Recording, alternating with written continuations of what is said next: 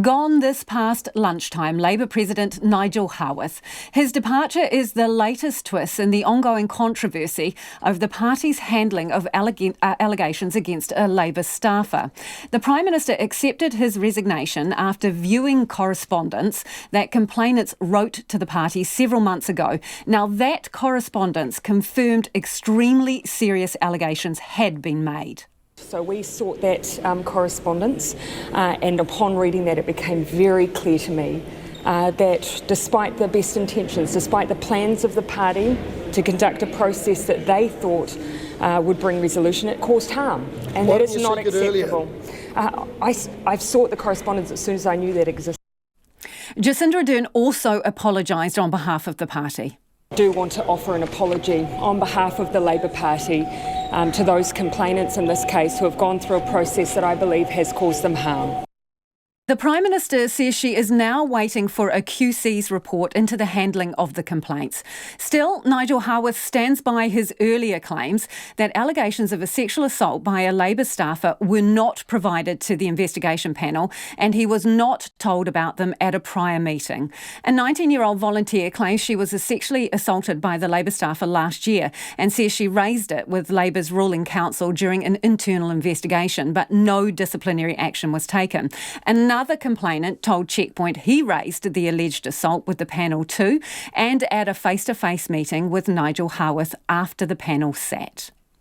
Nigel Haworth, now the immediate past president of the Labour Party and current sacrificial lamb.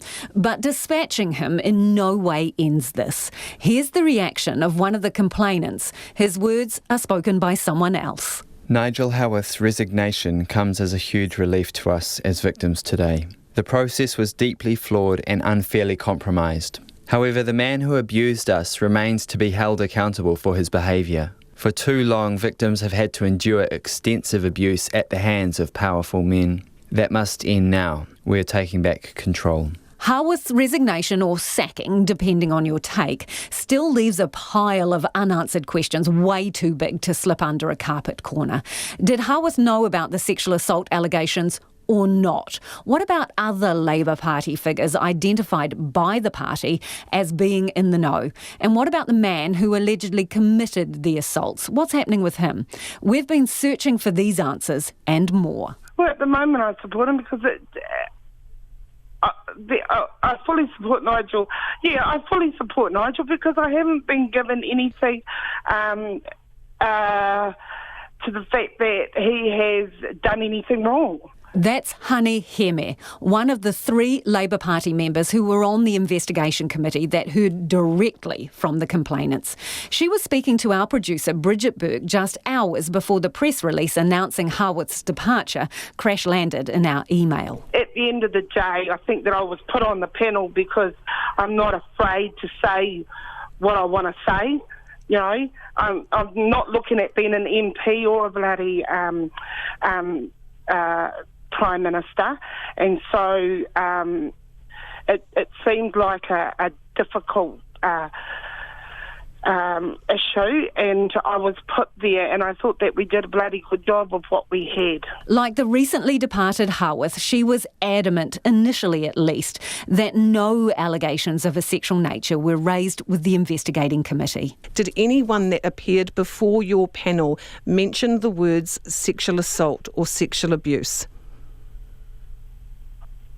No. And certainly not the key person that is talking to the media.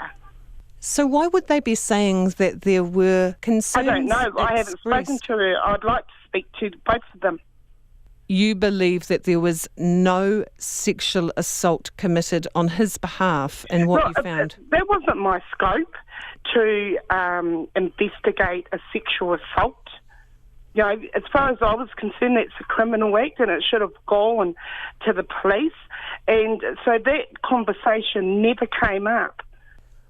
I was to investigate bullying.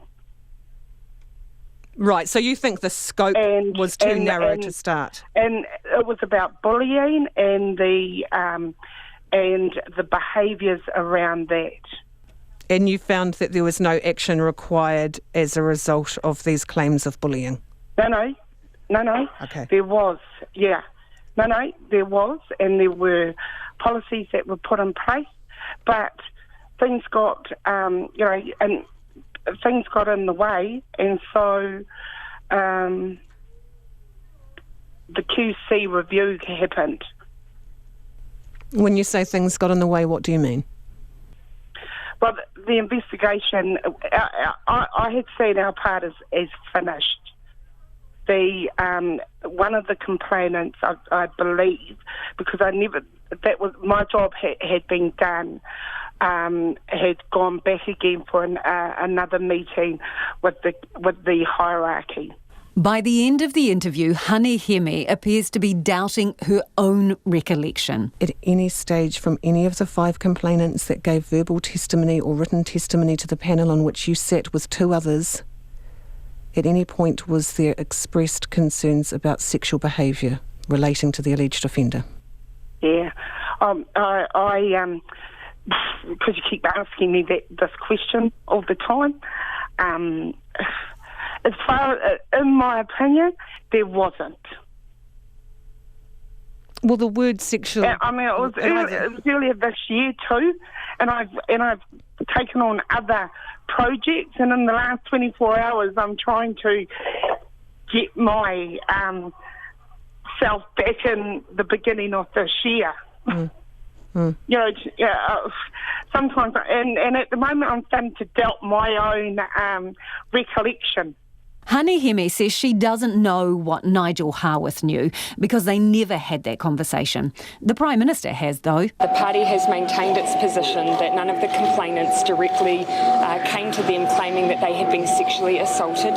That directly contradicts at least 2 complainants. One who spoke to Checkpoint says he raised allegations of sexual and physical assault with the investigation committee, other senior party members and directly with Nigel Haworth. I told them about his experiences with other women that were tantamount to sexual assault, sexual abuse. So you raised concerns about sexually inappropriate behaviour to this committee? Yes. Are you sure that you raised the sexual allegations with the committee? Definitely issues relating to sexual assault and sexual abuse. How can you be sure of that, your recollection? Because I remember it. So you're sure that you told this committee at that point that there were issues around inappropriate sexual behaviour by this person? Yes. I myself met with Nigel and described elements of sexual abuse and sexual assault, but also wider sexual abuse and rape culture within the party itself. And so at that meeting, you explicitly raised with him allegations of sexual assault? Yes. Nigel Haworth knew that there were elements of sexual assault and sexual abuse within the claims that were brought before the investigation committee. That was very clear right from the beginning.